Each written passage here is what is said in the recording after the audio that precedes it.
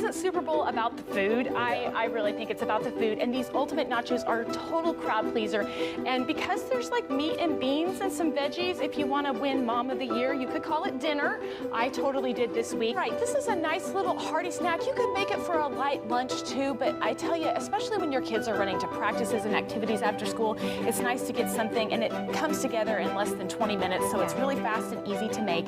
And we've got another idea for dinner. Marie, thanks so much for being here. Thank you, Shane. It's a joy to be here. Today we're doing my lemony chicken thighs, and these are simple to make. I do them in my Instant Pot, and what's great is I usually will serve this for dinner, but I make an extra big batch so that I have little bits of meat in my freezer to throw into soups or into a quesadilla, and that lemon flavor just kind of adds a little bit of a touch, especially to a chicken noodle soup. If you've never had lemon in your chicken noodle soup, you will be blown away. It really elevates it to a new level. You can keep them in the freezer for 2 or 3 months. They last quite a long time. The big thing, anytime you're doing freezer cooking, is air is your enemy. Sure. So you want to put it in a zip top bag, and you want to squeeze out as much air as possible. Anytime you're freezing anything, air is what causes it to get that freezer burn on it, and so you want to just squeeze it really tight. The other thing is, this is a good thing for those bananas that are kind of going on their way out.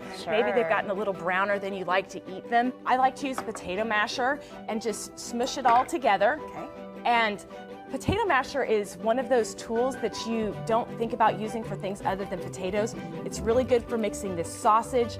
My sister taught me to use it to make guacamole. The chicken stock or vegetable stock, or guess what? If you have leftover gravy, you can skip this step and just use the gravy. There we go. And you're just gonna add it in slowly. It is called puppy chow. I'm sure many of you have had it before. It's a real simple holiday treat. I was talking on my podcast about how I like to have my gifts to people be really simple. And this is something that I have given as gifts before because it comes together really fast, but everybody likes it. Yeah. You were telling me your kids had it for the first time? They're ravenous with it, absolutely. And how can you not be? It's chocolate. This recipe is so yummy. My kids love the noodles. Sometimes 3 packages of noodles isn't quite enough, and I'll add an extra package. If you happen to do that in your house, just make sure that you add a little bit more broth because it's gonna absorb the broth.